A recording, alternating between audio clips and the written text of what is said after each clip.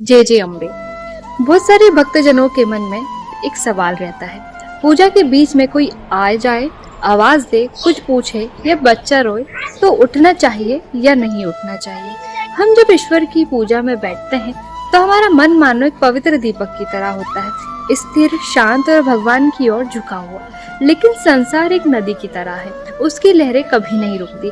कभी दरवाजा खटकाने की आवाज, कभी कोई सवाल, कभी बच्चे का रोना, यह सब लहरें हैं। अब प्रश्न ये है, क्या उन लहरों के आने पर दीपक बुझा देना चाहिए या उसकी लो को बचाना चाहिए? शास्त्रों की दृष्टि से श्रीमद् भागवत गीता अध्याय 6 में भगवान कृष्ण कहते हैं, योगी वही है जो परिस्थिति में संभाव रखे। इसका अर्थ है, यदि पूजा के बीच कोई बाधा आ भी जाए तो मन का संतुलन नहीं बिगड़ने देना चाहिए। बाधा अगर बहुत ज्यादा आवश्यक है, अति से ज्यादा जरूरी है, जैसे बच्चे का रोना, बुजुर्ग की मदद या किसी का भी एकदम से अतिथि का आ जाना, तो पूजा थोड़ी देर रोककर सेवा करें, उनसे पूछें क्या काम है।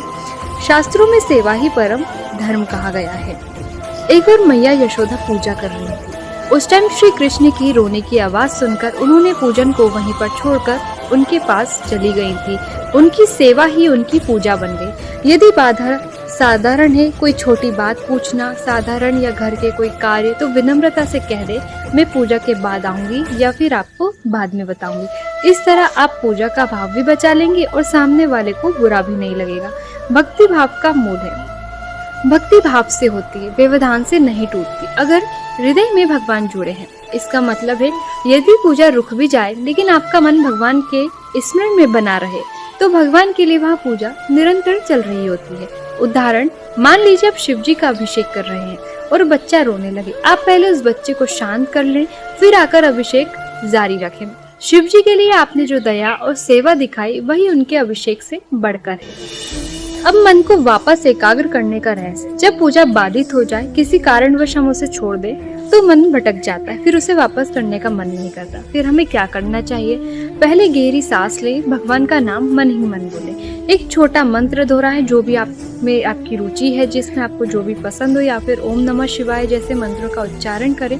इससे मानसिक तरंगे तुरंत शांत हो जाती है। फिर उसी भाव से पूजा आगे बढ़ाएं, जिसे आप बीच में रुके ही ना हो।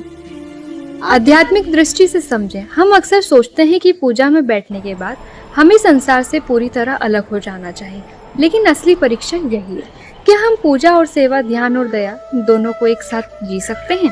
ईश्वर केवल मंदिर में नहीं, बल्कि रोते हुए बच्चे की आंखों में, मदद मांगते व्यक्ति के स्वर में और हर जीव के हृदय में है। यदि पूजा के बीच में आप किसी की मदद करते हैं, तो आप सच में जीव मात्र में ईश्वर की पूजा कर रहे होते हैं। एक प्रेरक कथा, एक संत हर सुबह शिवलिंग पर जल चढ़ाते थे। एक दिन पूजा के बीच में एक बूढ़ी स्त्री आई, जिसे पानी भरने में मदद चाहिए थी। संत ने सोचा, पहले पूजा पूरी कर लूं, फिर मदद करूंगा। लेकिन उनके भीतर से एक आवाज आई, जिस शिवलिंग पर तुम जल चढ़ा रहे हो, वह तो मेरा मंदिर का पत्थर है, लेकिन जो स्त्री पानी मांग रही है, उसमें मेरा सजीव रूप है। संत ने पूजा छोड़कर उसकी मदद की और जब वापस लौटे तो शिवलिंग पर जल पहले से ही चढ़ा हुआ था।